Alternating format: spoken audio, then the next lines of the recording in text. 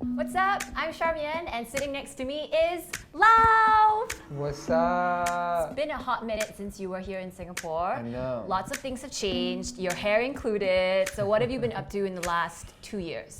Lots of writing. I got a dog. That is the most important point. His name is Billy. I would have loved to have him here with us I know, today. me too. Yeah, it's just hard to fly him over. Let's talk about your first album. I met you when I was 18. Yeah. It felt like a personal journey where you were navigating through love Yeah. and relationship. I want to know, what is something you've learned about yourself through the Yeah. relationships that didn't work out? Well, I mean, I met you when I was 18. It was all really about one relationship. That was kind of like the relationship that taught me really how to love it all in the first place. I can kind of lose myself, my own identity a little bit in a relationship. Like, it's very easy for me to, like, I'm so romantic about it that I just want to become one person with the other person. You know what I mean? Yes. Then, like, your ego is fighting that because your ego is like, yo, like, you still exist. Be your own person. But then your heart is kind of like, I just want to be this thing. Right. Anyways. So when you wrote the entire album, was that you discovering yourself again? I mean, it was throughout the whole time, really. It was just kind of processing every, when we'd have fights or breaking up, getting back together, really everything. Yeah.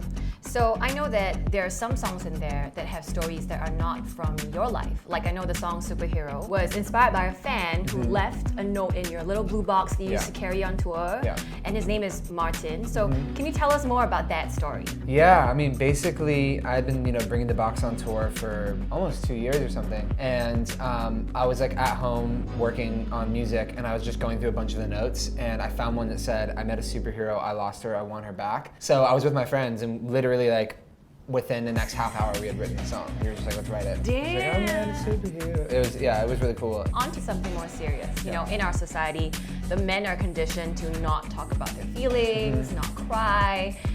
How do you think your work challenges that? That's a good question. I guess like my music is sort of it is like my cry.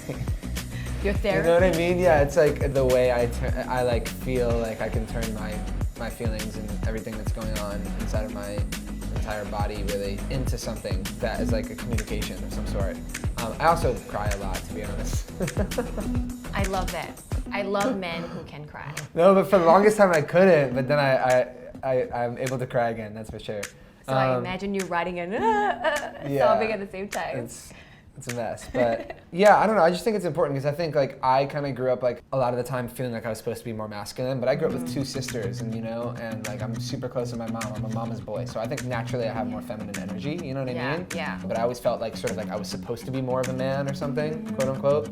And in college, I felt like that, but then after I kind of got out, I was like, okay, I'm just gonna be myself. Thank you for sharing that with me, because I know that there are definitely guys out there who feel the same way. They might not be good at certain things that society thinks that they should be good at, and so they think they might be lesser of a man. But dude, you do you. I mean, you're loud. You're taking the stage. You're doing what you're doing right now because of who you are. So Thank you. So your new song, Drugs on the Internet. Yes. Love it. Love the you. spiral. So take me through the process of you writing this song. Well, that song, honestly, it's like it just kind of happened. I was so surprised that I was writing it almost, and I was like, is this real? Is it kind of a joke? And for a while, I was really nervous to finish it because I was like, it's so different. John Bellion actually got involved on the production, and I had no idea he had even heard the song, and I'd been a big fan of Bellion for a long time. One of the guys I wrote the song with, whose name is Michael Pollack, he had, behind my back, played it for John Bellion. And then John Bellion literally like FaceTimed, and he assumed they were gonna talk about a different song, and he was like, yo, Drugs on the Internet.